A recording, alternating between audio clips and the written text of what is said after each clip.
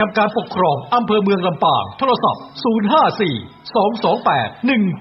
054-228-179และมูลนิธิไตรลักษณ์เขมกะภิกขุโทรศัพท์081-885-6077หลวงพ่อเกษมเขมโกจังหวัดลำปางเกจิอาจารย์ชื่อดังเข้มขลังด้วยศีลปัญญา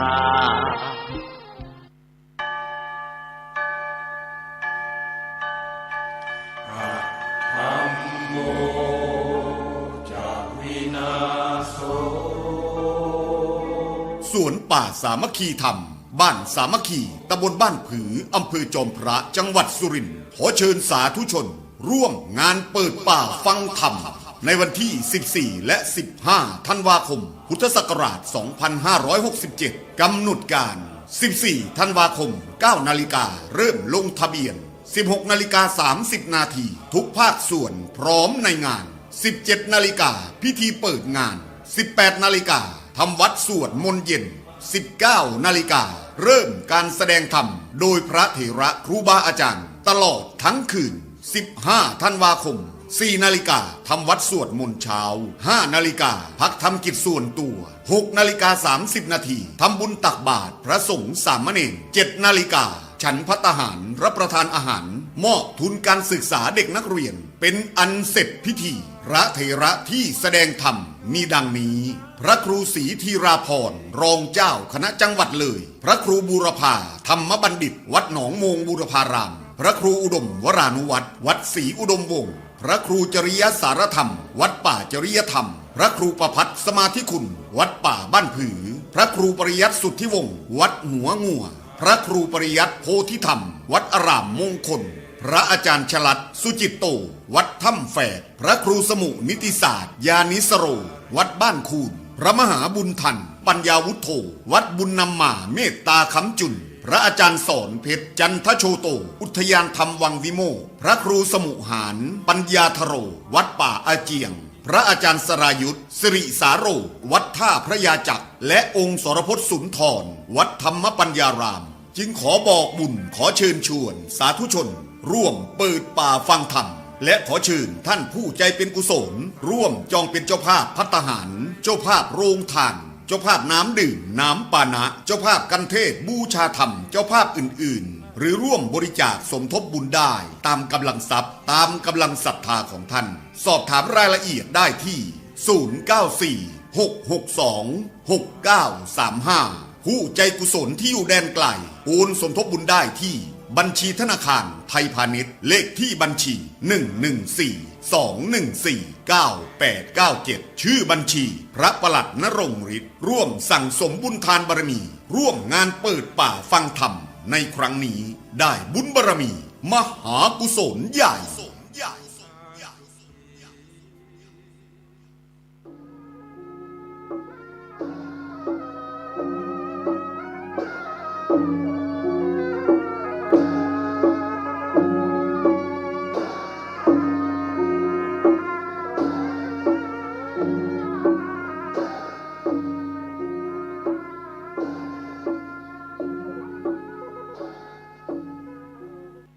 ความเจริญในธรรมและความสุขทางใจจงมาบังเกิดมีกับพ่อแม่พี่น้องท่านผู้รับฟังรายการทุกท่านก่อนที่จะได้นำธรรมะมาเสนอผู้พี่น้องทั้งหลายฟังขอเชิญชวนลูกเต้าหลานเหลนวงศาคณญาติปู่ป้านาอาได้ไหว้พระพุทธเจ้าไหว้พระธรรมเจ้าไหว้สังฆเจ้าเรียกว่ารัตนตรัยก่อนพระพุทธเจ้ามีความดีอย่างใดมีความงามอย่างใดดังที่ได้อธิบายมาแล้วสอนผู้อื่นให้รู้ตามธรรมนั้นด้วยพระธรรมย่อมรักษาผู้ปฏิบัติไม่ให้ตกไปในที่ชั่วพระสงฆ์ได้ศึกษาปฏิบัติแล้วสอนบุคคลอื่นให้ทำตามด้วยอันนี้คุณของพระพุทธเจ้าพระธรรมเจ้าพระสังฆเจ้าเตรียมตัวเน้อกราบหนึ่งกราบสองกราบสามอะระหังสัมมาสัมพุทโธภะคะวาพุทธังภะคะวันตังอะ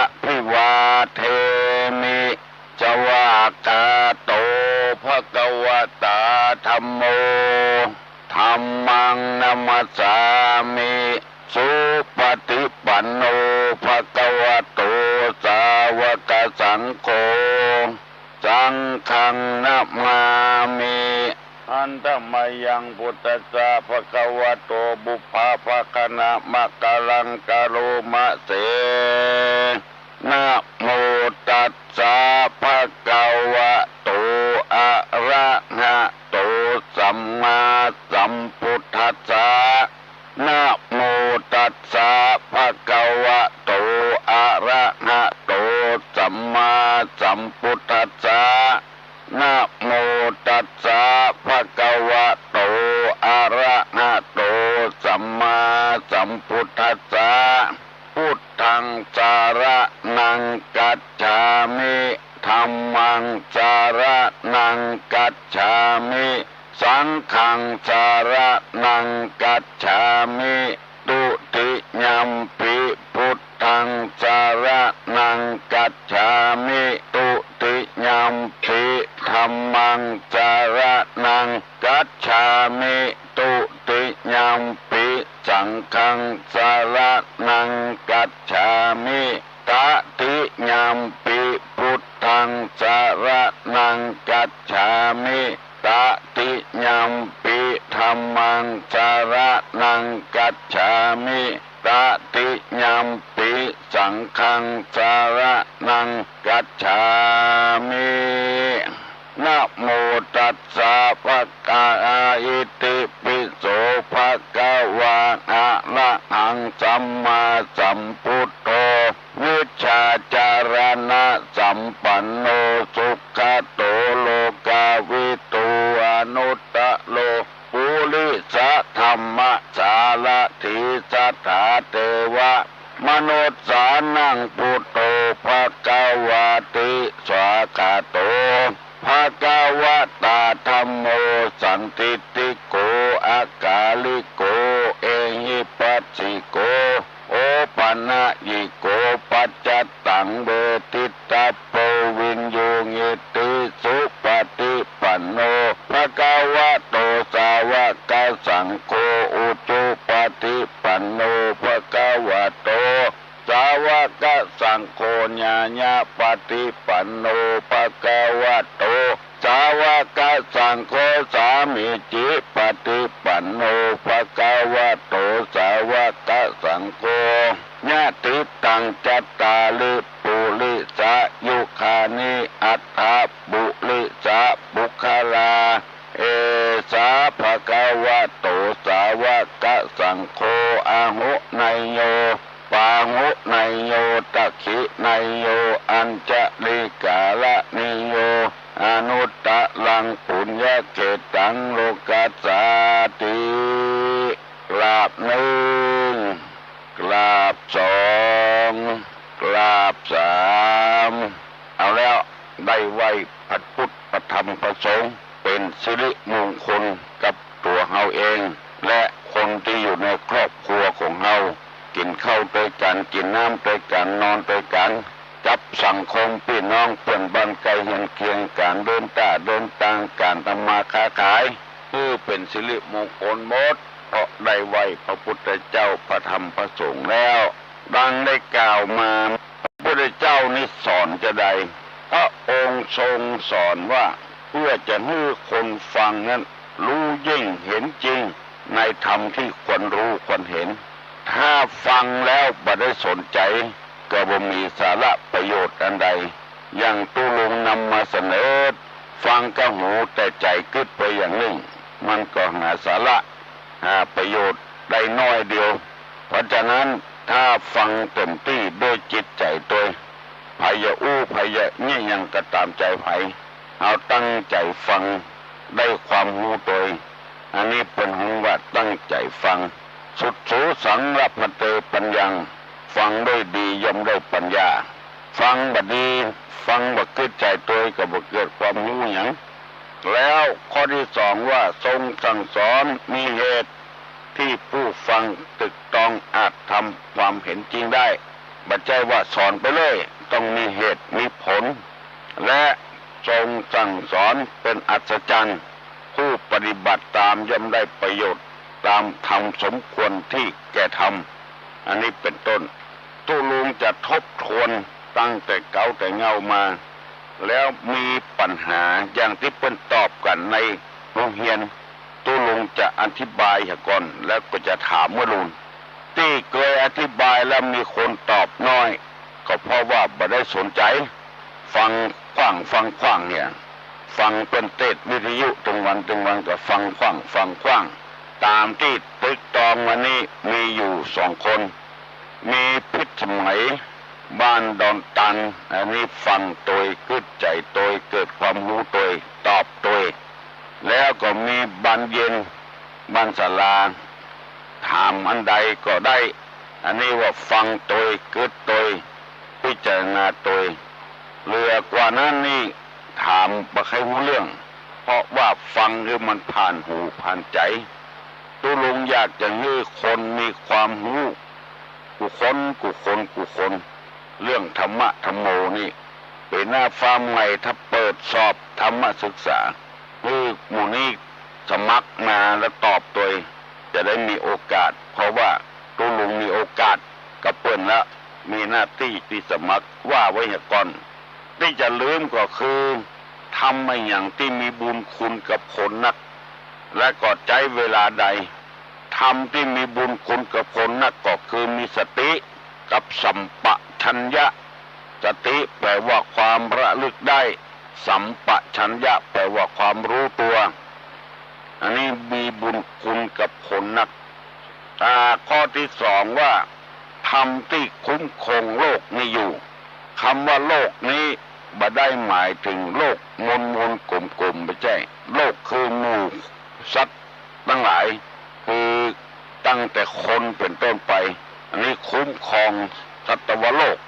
โลกคือหมู่สัตว์หมู่ที่อาศัยแผ่นดินนี้อยู่ไม่ใช่ว่าโลกแผ่นดินไม่ใช่คุ้มครองโลกคนได้อยู่คือ1เรียกว่าทำเป็นโลกบาลคือคุ้มครองโลกมีอยู่2อย่าง1หิริความละอาแก่ใจ2โอตตัปปะความสงบเสงี่ยมอันนี้คือรักษาโลกมนุษย์ไม่ใช่ว่าโลกแผ่นดินใหญ่โลกมนุษย์แต่เนี้ยอย่างอายเปิ้นบ่กล้าทำความชั่วอายอย่างที่เปิ้นทำถึงวันเนี้ยจะแยกแผ่นดิน3จังหวัดภาคใต้มันมีความละอาแก่ใจแผ่นดินเนี้ยบ่ใจว่าไผสร้างมันเกิดตามธรรมชาติเกิดมากี่ล้านเจนคนแล้วบ่ฮู้แล้วจะไปแยกออกปกครองคนเดียวมันมีความละอาแก่ใจมันมีความกลัวต่อกฎหมายบ้านกฎหมายเมืองกล้าทำสิ่งที่บุคคลทำคือความชั่วต่างๆปนปืนพ่องอย่างพ่องหมู่เนี้ยตัวยังแปลงบ่ได้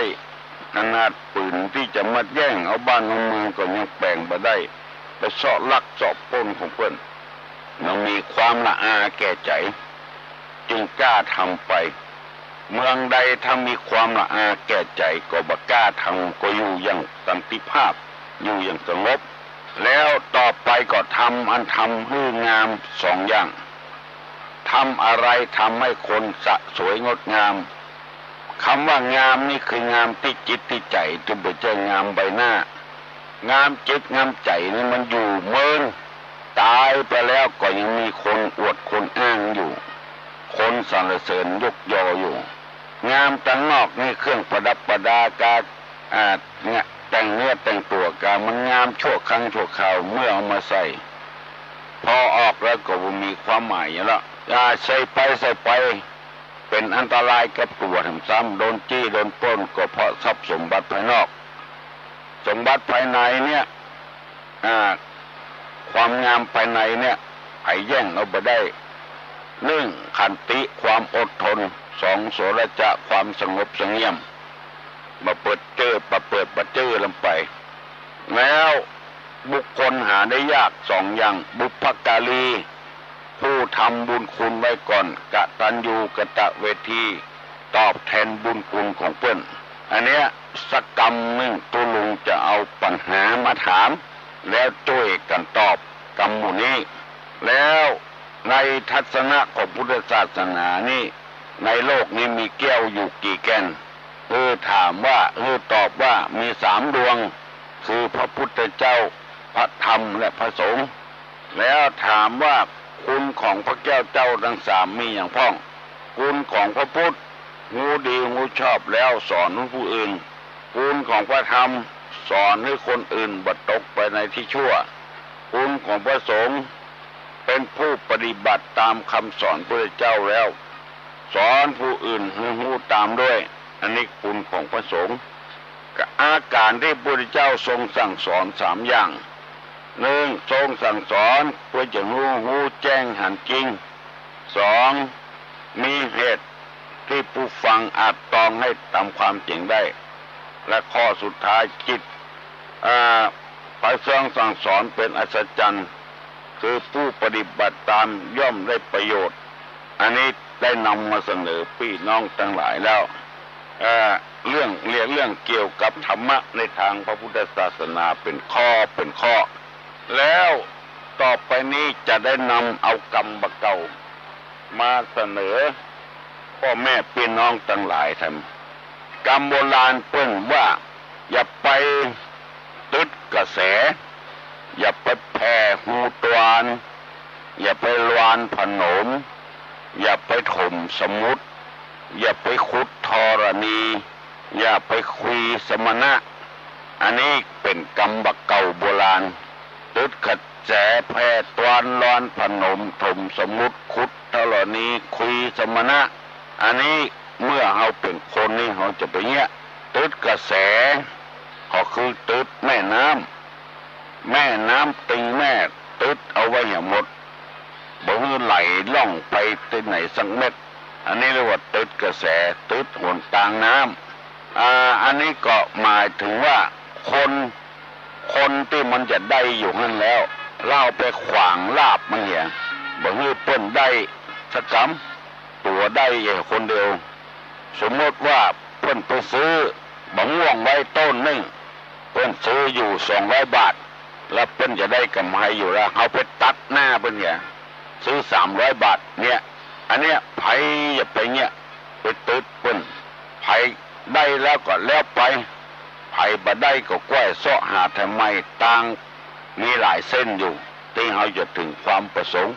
อย่าไปตึดกระแสตึดคุณงามความดีของเพิ่นจะได้เป็นแก่เป็นแคว้นนั้นแล้วมาได้เป็นสกรรมเอาไปวิ่งลัดหน้าเพิ่นเนี่ยอันเนี้ยมันสร้างเวรสร้างกรรมให้แก่กันถ้าบัดตันเฮาก็ไปตันลูกตันเต้าพุ่นไผเนี่ยยังมาได้บัดตึดคุณงามความดีเพิ่นให้หมดคนจะทำความดีพ่อเหี่ยก่อนถ้ามันดีแล้วก็ปล่อยกันแต่มันทีไผ่ทีมันเรื่องไผ่เรื่องมันพูดกันง่ายๆว่าไปแกล้งคนอื่นอันนี้เพราะว่าตึดกระแสก็คือหนทางน้ำหนทางคนเดินทางเพิ่นเดินตึงวันไปล้อมหัวเอาเนี่ยเอาเป็นของตัวเนี่ยก็มีอันนี้ก็ตึดกระแสมันจะหิบ่มากาบ่ขึ้นชีวิตก็จะยืดไปยาวไปนานฝากลูกฝากหลานไว้ไผจะได้ดีจังเขาได้ทีไผ่ทีมันหนทางขึ้นดอยสุเทพเนี่ยบ่จะมีทางเดียวขึ้นจังหางดงก็ได้ขึ้นไปตังห้วยแก้วนี่ก็ได้ขึ้นไปตังเส้นสวนสัตว์เก่าพวกก็ได้ตังฝ่ายหินพุ่นมันได้หลายเส้นคนเฮาจะจะหาจะกล้าจะขายอย่างมีหลายหนทางอยู่จะไปลู่ไปแย่งจะไปชิงดีชิงเด่นกันหนทางเส้นเดียวหนทางที่จะไปมีอยู่จะไปตึดกระแสตึดคุณงามความดีของเปิ้นไว้คุณงามความดีของคนอื่นห้อมที่เปิ้นจะได้เงินได้ทองแล้วไปตึดกันบ่เบ้อมันแปรตัวเก่าพี่น้องที่อยู่ใกล้ๆเคียงนี่ก็คงจะรู้เมื่อสนาม700 ปีจะตั้งขึ้นใหม่ๆเปิ้นเสาะหาบ้านพักนักกีฬาพักผู้คุมกีฬาพักข้าราชการเปิ้ ปิ้นพอได้กันแล้วพอตกลงจะซื้อกันแล้วมีคนคนเดียวไปแกล้งเนี่ย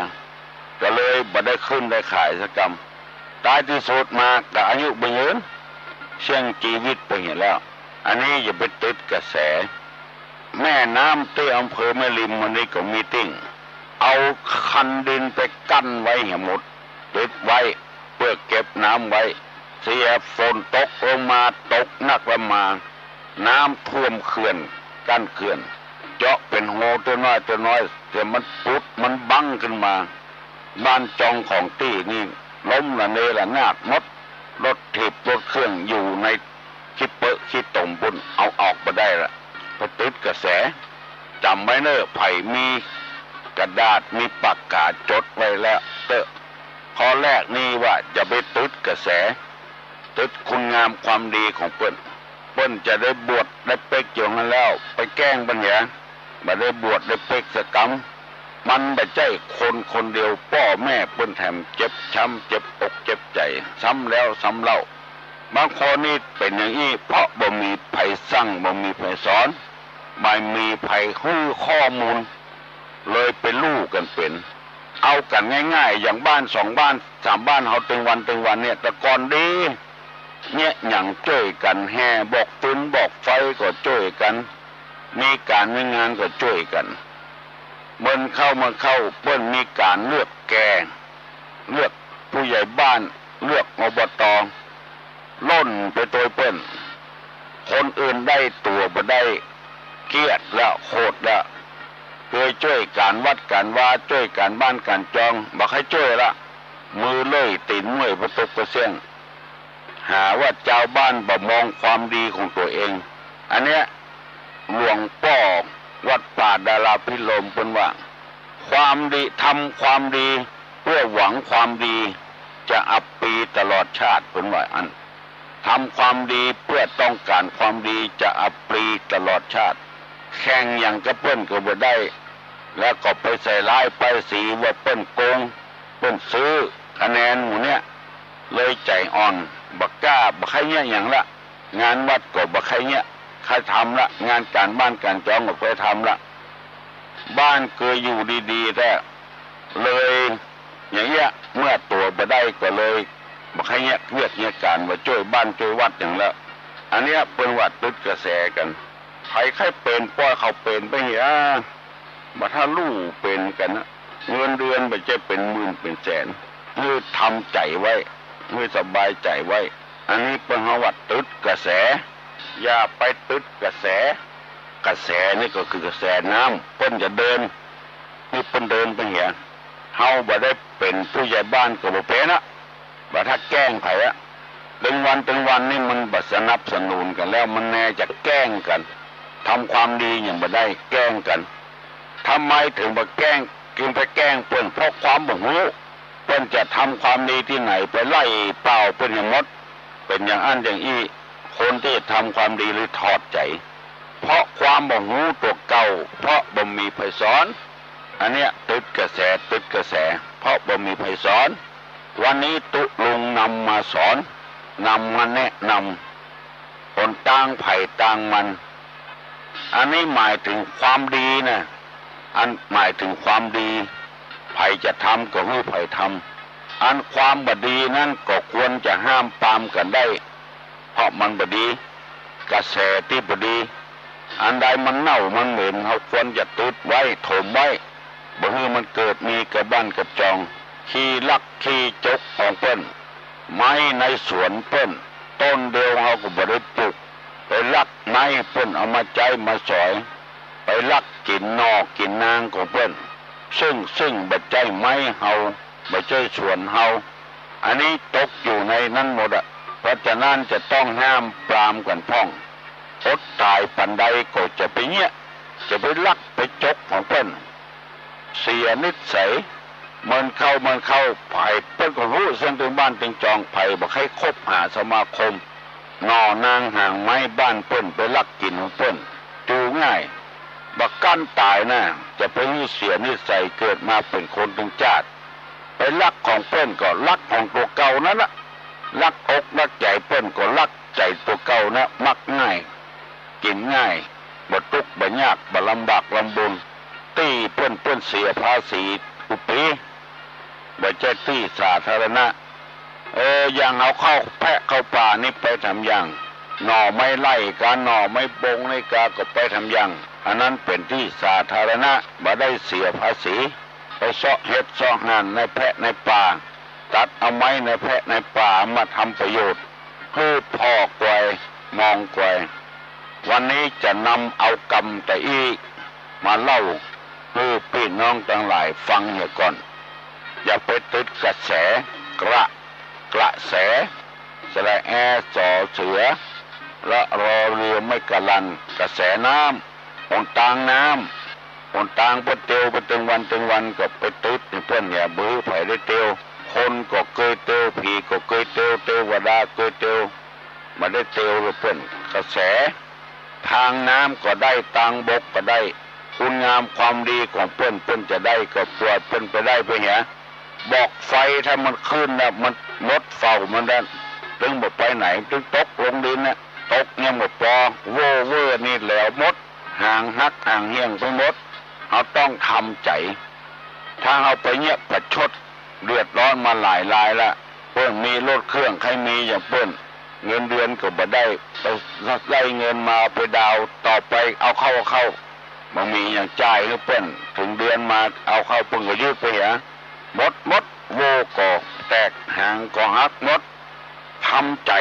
ใจไว้นี่ศาสนาพุทธสอนกันอย่างนี้จะไปแย่งเอาแผ่นดินมันเป็นแผ่นดินเช่นใดเช่นเบาเช่นเอาบ่เกิดละจะไปแบ่งเอาไปได้อย่างใดอำนาจบ่มีวาสนาบ่มีแล้วไปแย่งแผ่นดินมันผิดบ้านผิดเมืองบอกคุยให้เปิ้นรำคาญแต่เนี่ยอย่างก็บ่สะดวกสบายมีหลายคนกล่าวว่าคนบ่เดียวบ่เคยเข้าวัดเข้าวาอันนี้ก็เป็นความจริงเพราะเหตุว่าสิ่งล่อแหลมต่างโลกนี่มันนักล้ำไปเมื่อค่ำเมื่อคืนสถานที่ต่างๆบอกว่าในจอกใดจอใดขายอาหารขายเหล้าขายยากันเป็นเมื่อค่ำเมื่อคืนแล้วก็ขายอยู่ล่อแหลมคนต่างๆไปประพฤติปฏิบัติตีปดีนอกจากเมื่อคืนแล้วเมื่อวันก็มีกูบ้านกูจองพยายามทำจะได้ก็ตามเทเหล้าเผามุรี100 ปีจะเงี้ยเหี้ยเตื้อนึงแต่คนขายมันขายถึงวันเพราะฉะนั้นก็จะมีก้าคนที่สนใจในวัดสนใจในธรรมะธรรมโมต่างอันที่จะได้ปฏิบัติธรรมเพราะในศาสนานี้ก็บ่ได้บังคับให้ไผสุดแล้วแต่ไผจะดีจะให้อยู่ที่ตัวไผตัวมันก็บางครั้งเขาก็เป็นที่น่าเสียดายเพราะว่าเขาเกิดมาเป็นคนเตื้อบ่มีความดีอย่างสักอย่างเป็นโมฆะบุรุษโมฆะสตรีปดจายที่ว่างเปล่าไม่ยิงที่ว่างเปล่าเป็นเมียก็บ่ได้ทำความดีให้ผัวเป็นลูกก็บ่ได้ทำความดีให้พ่อให้แม่เป็นผัวก็บ่ได้ทำความดีให้เมียเป็นพ่อเป็นแม่ก็บ่ละอย่างไว้ให้เป็นมรดกคือคุณงามความดีอย่างไว้ให้ลูกให้เต้าคือต้นไปเป็นวันเป็นตัวเจ้าก็บ่ได้ทำความดีอย่างไว้ให้ศรัทธาเป็นศรัทธาก็บ่ได้ทำความดีอย่างไว้ให้ตัวเจ้าเป็นโมฆะบุรุษโมฆะสตรีไปเพราะฉะนั้นกูเจ้าถ้าตุลุงมีว่างมีความสบายอกสบายใจและทางร่างกายสบายตุลุงก็ได้นำเอากรรมมูนี้มาเสนอเพื่อพี่น้องลูกเต้าหลานเหลนได้ฟังได้เอาเรื่องธรรมะมาเสนอให้ท่านทั้งหลายฟังแล้วกำเดียวเราจะถามว่าธรรมของพระพุทธเจ้าเนี่ยมี84,000 พระธรรมขันธ์เมื่อย่อลงแล้วมีกี่อย่างเราจะได้ถามอย่างนี้ตุลงจะตอบผู้ฟังเนี่ยก่อนธรรม84,000 พระธรรมขันธ์นี้เมื่อย่อลงแล้วหรือ3อย่าง1เว้นจากการทุจริตเว้นจากการทุจริตคือความบดีความชั่วนั่นเองอันใดที่มันบดีเว้นจากการทุจริตหรือเว้นจากการประพฤติชั่วก็ได้2 ให้ทำทุจริตให้ทำทุจริตสุจริตไม่ใช่ทุจริตให้ทำสุจริตหรือว่าให้ทำความดีด้วยกายด้วยปากด้วยใจอันนี้สุจริตทำแต่ทางดีหนึ่งเว้นจากความชั่วสองทำความดีหรือว่าเว้นจากทุจริตสองประกอบสุจริตสามทำใจของตนให้หมดจากเครื่องเศร้าหมองคือทำใจให้สะอาดทำใจให้บริสุทธิ์ปราศจากความโลภความโกรธความหลงเป็นต้นพูดกันง่ายๆว่าทำ84,000 พระธรรมพระขันธ์เนี่ยสอนให้ละความชั่วหนึ่งสองให้ทำความดีสามให้ทำจิตใจให้สะอาดแต่กรรมหนึ่งตุลุงจะเอามาถามทุจริตนี่คือความบดีนี่มีกี่อย่างมีอยู่3 อย่างทุจริตมี3 อย่าง1ด้วยกาย2ด้วยวาจา3ด้วยใจเรียกว่ากายทุจริตวจีทุจริตมโนทุจริตจำไม่เนอะจันเดียวจะปิกมาถามทุจริตมี3 อย่างกายทุจริตวจีทุจริตมโนทุจริตกายทุจริตนี่มีอย่างพ้อง1ฆ่าสัตว์นอกใจผัวตัวเก่านอกใจเมียตัวเก่า1ฆ่าสัตว์2ลักทรัพย์3ประพฤติผิดในกรรมอันนี้เรียกว่ากายทุจริตจำไว้เนอะกายทุจริตวจีทุจริตนี่มี4 อย่างพูดเท็จพูดส่อเสียดพูดคำหยาบพูดเพ้อเจ้อวจีทุจริตมีอยู่4 อย่างพูดเท็จพูดส่อเสียดพูดคำหยาบพูดเพ้อเจ้ออันนี้เรียกว่าวจีทุจริตวจีทุจริตพูดเท็จพูดส่อเสียดพูดคำหยาบพูดเพ้อเจ้อพูดเท็จนี่ก็คือคาดเคลื่อนจากความจริงส่อเสียดนี่ก็คือส่อกันไปส่อกันมาเอากรรมหมอนี้ไปส่อหมอนั้นกรรมหมอนั้นมาส่อหมอนี้คำหยาบคือฟังแล้วบัดหน้าฟังเพ้อเจ้อนี่อู้ไปเลยมันมีหลักมีฐานกายทุจริตมี3 อย่างฆ่าสัตว์ลักทรัพย์ประพฤติผิดในกามวจีทุจริตมี4พูดเท็จพูดส่อเสียดพูดคำหยาบพูดเพ้อเจ้ออันนี้เว้นได้แล้วบุคคลทำที่มันเดือดร้อนถึงวันก็เพราะสิ่งเหล่านี้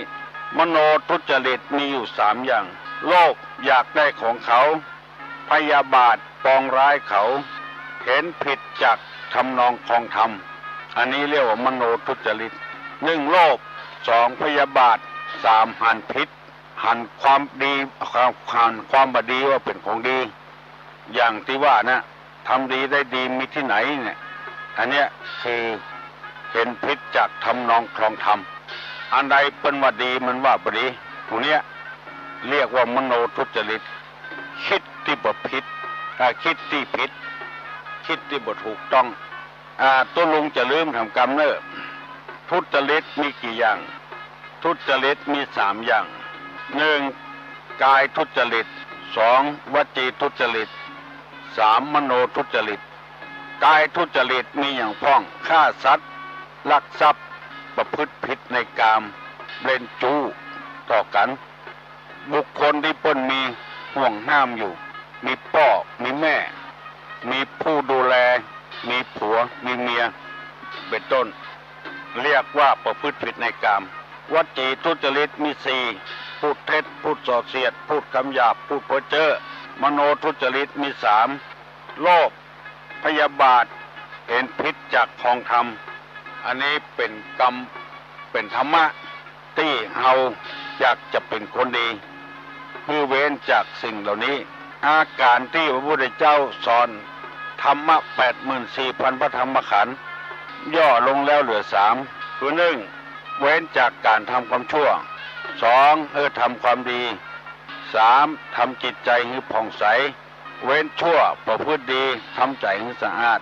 ทุจริตมี3 อย่างกายทุจริตวจีทุจริตมโนทุจริตกายทุจริตมี3ฆ่าสัตว์ลักทรัพย์ประพฤติผิดในกามวจีทุจริตมี4พูดเท็จพูดส่อเสียดพูดคำหยาบพูดเพ้อเจ้อมโนทุจริตมี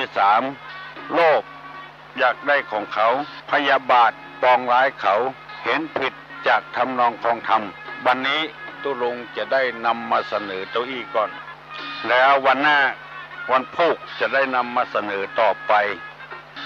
เมื่อตะวานี้มีคนตักว่าตุลุงอู้สวกไปเมื่อตะวานี่นะความจริงบ่สวกว่างอนอย่างสยังเก่าคือตะวานี่เว้นจากการที่บ่ได้ไปฟอกเลือดอยู่2 วันคือวันเสาร์กับวันอาทิตย์เลย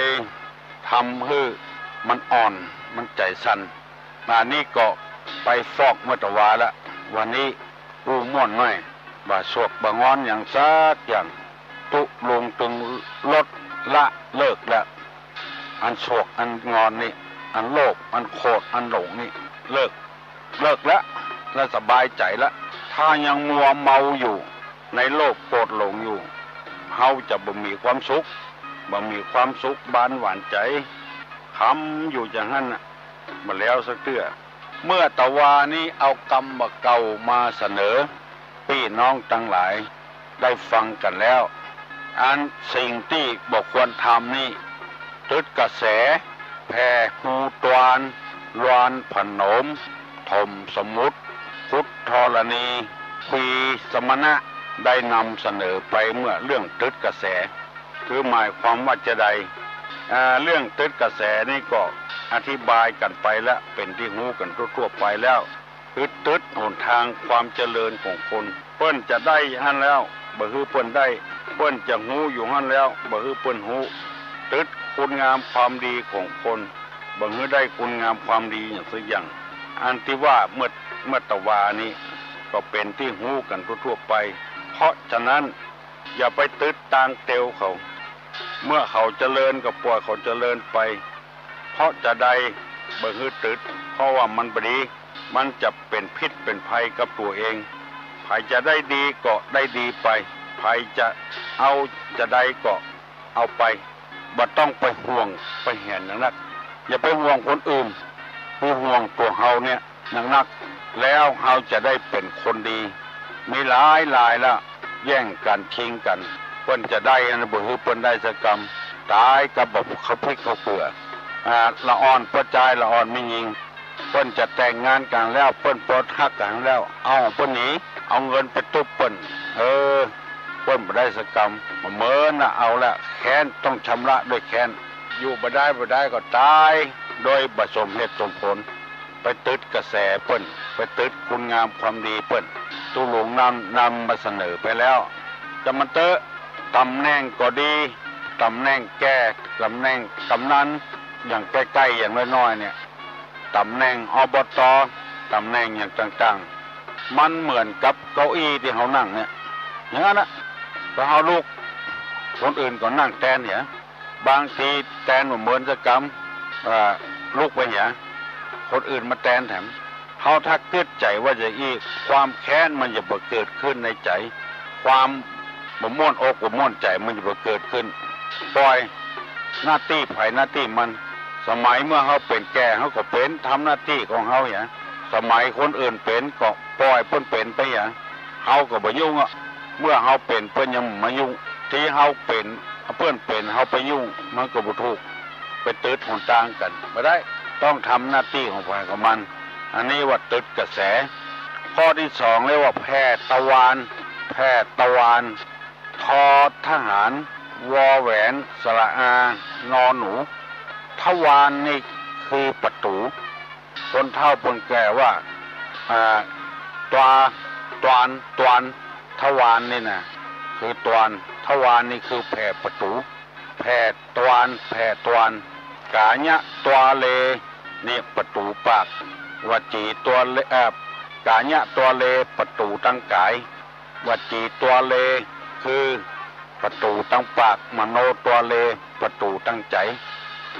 กาญะตวนวจีตวนมโนตวนตึดกระแสและแผ่ตวนนี่คือแผ่ประตูเป็นที่เข้าที่ออกเป็นจะเข้าไปก็ได้จะออกก็ได้เป็นที่คนเตียวกันเป็นที่คนเดินกันไผใครเดินก็เดินทวารไผใครเข้าก็เข้าเขาออกก็ออกแต่ตัวเฮานะไปแผ่ตัวเฮาแผ่อำนาจแผ่วาสนาบ บัดใจหน้าที่ของตัวแล้วไปทำอันเนี้ยตวานประตูไผ่ประตูมันบัดใจหน้าที่ของตัวแล้วไปแย่งทำของเปิ้นเนี่ยแผ่ตวานแผ่ประตูหน้าที่ของไผ่หน้าที่ของมันธรรมชาติสร้างมือไว้คือสองเบื้องคือจ้อยกันทำเบื้องซ้ายกำเบื้องขวาตัดคนที่เป็นซ้ายกอดกำซ้ายเบื้องกำขวาเบื้องซ้ายตัดตัวหนังสือเขียนหนังสือเบื้องหนึ่งเบื้องซ้ายเน้นสมุดไว้เบื้องขวาเขียนช่วยกันแต่ว่าเฮาเนี่ยมีมือหลายเบื้องลงไปมือหลายเบื้องลงไป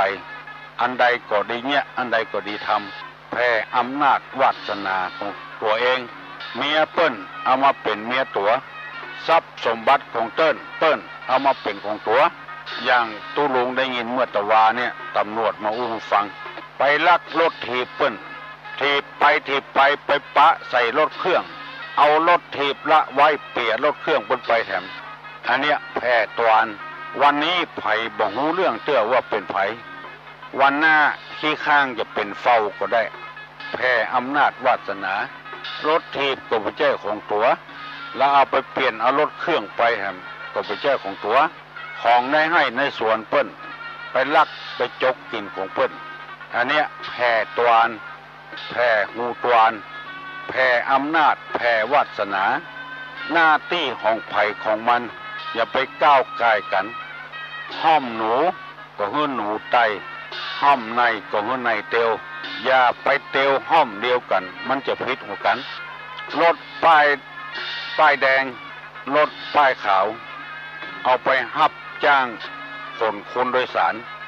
มันผิดกฎหมายละก็ต้องปรับต้องยับกันแล้วเพราะฉะนั้น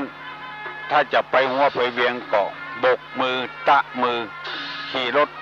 ป้ายเหลืองรถแดงถูกต้องละเอาไปส่งที่ไหนก็ได้บางเตื้อนี่คนเฮาจ้างทำดีผิดตี้แล้วก็บ่ได้ดิบได้ดีก็ไปบ่นก็เพราะว่าไปแผ่อำนาจวาสนานักลำไปเฮาเคยเป็นเจ้าวาดเมื่อหมดอำนาจเจ้าวาดซิกไปเป็นนานแล้วก็คือเจ้าวาดองค์ใหม่ทำงานแทนเฮาบ่ถ้าไปก้าวไปกายละหมดหน้าที่ของเฮาแล้วบางวัดนี่พิษหัวกันตุเจ้าอยู่บ่ได้เพราะว่าตุเจ้าเก่าที่เป็นนานไปละไปคุยสมัยเมื่อพ่อหนานเป็นตุพ่อหนานเนี่ยจะอ่านแล้วจะฮื้อตุต้นไม้เนี่ยอย่างตัวเก่ามันทำบ่ได้เพราะคนเหมือนคนมันบ่เหมือนกันจะไปแผ่ตวานแผ่ประตูแผ่อำนาจไปก้าวก่ายกันนักลำไปเมื่อหมดอำนาจของเขาแล้วคนอื่นขึ้นแทนก็เป็นหน้าที่ของเขาเถอะอย่าไปเอามาอ้างถ้าเฮาแน่เฮาดีก็เป็นเลือกเฮาแถมหรืออยู่หั่นตลอดคุ้มเท่าเต่าตายอย่าไปแย่งอำนาจแย่งวาสนากันอย่าไปเอาของเปิ้นมาเป็นของตัวอันนี้เปิ้นเขาว่าแผ่ตวานแผ่ประตูทวารนี่คือประตูตึดกระแสนี่คือตึดน้ำที่มันไหลอยู่แล้วก็แผ่ตวานนี่คือแผ่อำนาจแผ่วาสนาประตูย้ายประตูนี่ก็บ่ได้แต่ก่อนเพราะว่าคืดมันมีอยู่หั่นแล้วไปย้ายประตูทำไมไปเติกไปเคิงเปิ้นมันคืดแล้วกับผู้เป็นธรรมะธรรมโมนี่ก็คือแผ่อำนาจวาสนาไปย้ายหน้าที่ของตนเองไปทำของคนอื่นอันนี้เป็นข้อที่สองบักใครมีไผนำมาเสนอใจแล้วคนที่ฟังก็บ่เคยได้ฟังถ้าฟังแล้วได้ข้อมูลแล้วก็เฮือนำไปปฏิบัติบัดใจธุระของเฮาก็บ่ต้องทำถ้าเปิ้นขอจ้วยนี่ก็จำเป็นต้องทำถ้าเปิ้นบ่ขอจ้วยเปิ้นทำของเปิ้นหั่นก็จะไปทำเปิ้นบ่ขอช่วยเหลือก็ปล่อยเปิ้นทำของเปิ้นไปบางทีเอาก็ทำช่วยเปิ้นหินตายที่เปิ้นบ่ขอเฮาผลที่ได้ก็คือคุณงามความดีเปิ้นเอาไปกินไปใจให้หมดเฮาบ่ได้หยังกับเปิ้นขออย่าไปล้ำขีดล้ำแดนกันกรรมการวัดมีไว้หยังเปิ้นฮึช่วยวัดโลช่วยวัดไผไปไผมาเนี่ยเกียมต้อนรับสถานที่บางวัดนี่ตามที่หันบัดช่วย แน่ก็จะเอาสมุดไปจดเงินไว้ติ๊กๆบอกไปฮีบไปหาหยังเพิ่นมาตอดกฐินตอดพระป่าก็กำสมุดไปจดกลัวเงินรั่วไหลอันนี้คือวัดตุเจ้าอยู่ไปได้ก็เพราะว่าไปแผ่อำนาจเข้าไปถึงวัดถึงว่าเปิ้นฮืบไปจ้วยวัดเป็นกรรมการวัดวันหนึ่งปีหนึ่งเดือนหนึ่งมาหันหน้าสักเตื้อพอว่าจะได้เงินได้ทองนี่กำสมุดไปจดเอาละอันเนี้ยแผ่อำนาจแผ่วาสนามันบ่ฮื้อกำลังใจกันเงินวัดเงินวามีเอาไปฝากเอาเป็นชื่อของกรรมการหมดชื่อของตุเจ้าบ่มีนี่แสดงว่าบ่ไว้ใจกันแล้วคนเมื่อบ่ไว้ใจกันแล้วจะอยู่อีหยังอยู่เท่าหิบดายบ่มีสาระมีประโยชน์ต้องไว้ใจกันหมู่นี้เป็นต้นอย่าไปแผ่อำนาจไปไก่ลำไปเป็นผู้ใหญ่บ้านวัดบ้านเหนือไปแผ่อำนาจเผื่อบ้านใต้อันเนี้ยลุงลังหน้าที่ของไผของมันบ้านไผบ้านมันเพราะคนเฮามันเหมือนกันอยู่แล้วลูกพ่อเดียวแม่เดียวกับหมู่มันกันสปีติโยยวัจันตุสัพพะโลโกวินัสสตุมาเตภวะตวนตารโยสุขีทีคายุโกภวะอภิวาตนะสีริสนิจังอุทาปจายิโนสัตตาโลธรรมาวัฏันติอายุวันโนสุขังพลัง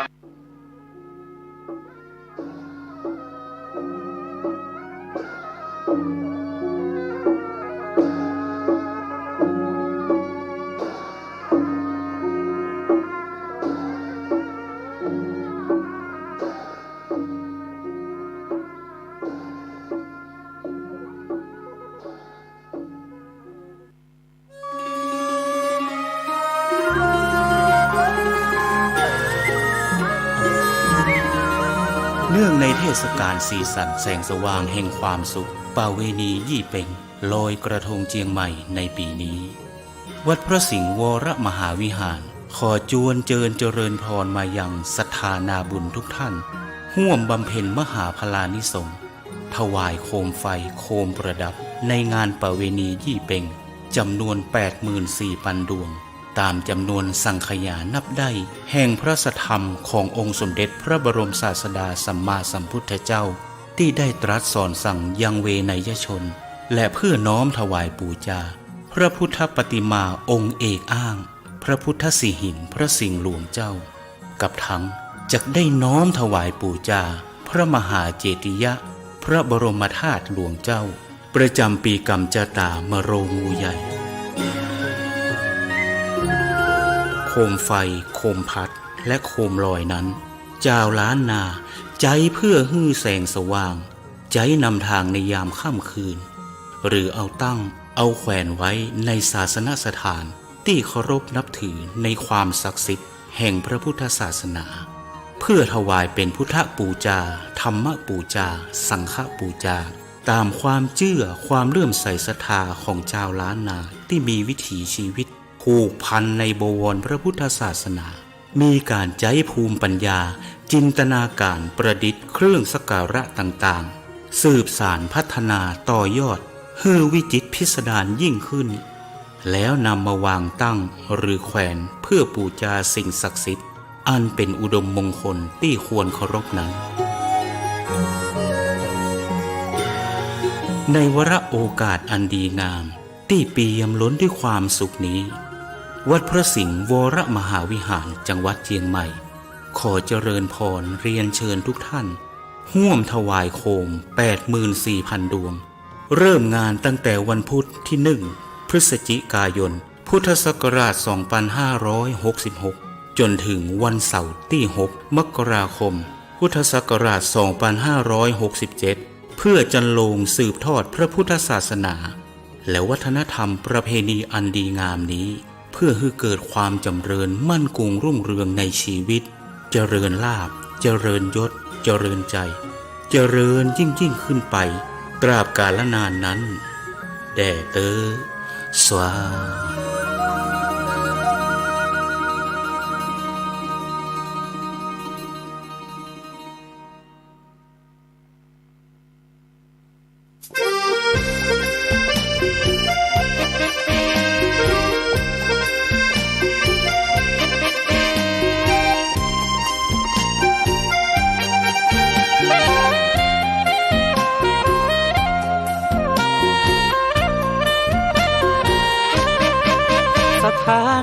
พระพุทธศาสนา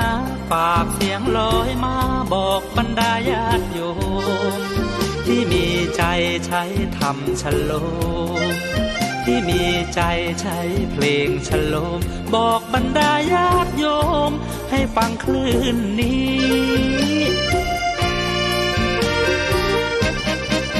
สถานีตั้งไม่ไกลไม่ไกลตั้งอยู่ทั่วเมืองไทยชวนคนไปทำดีเชิญฟังกันทั้งวันดีเจสร้างสรรค์พากันสุขีใครอยากฟังธรรมเชิญทางนี้ใครอยากฟังธรรมเชิญทางนี้หรืออยากฟังเพลงดีๆเปิดคลื่นนี้นะคุณสถานีพระพุทธศาสนาฝากเพลงลอยมาย้ำชาวพุทธสร้างบุญธรรมะจะติดตามตัวคุณธรรมะจะชี้นำใจคุณพิสุสงฆ์ท่านหนุนไว้ให้คุณมาสร้างสถานีที่ล้ำค่าชี้นำ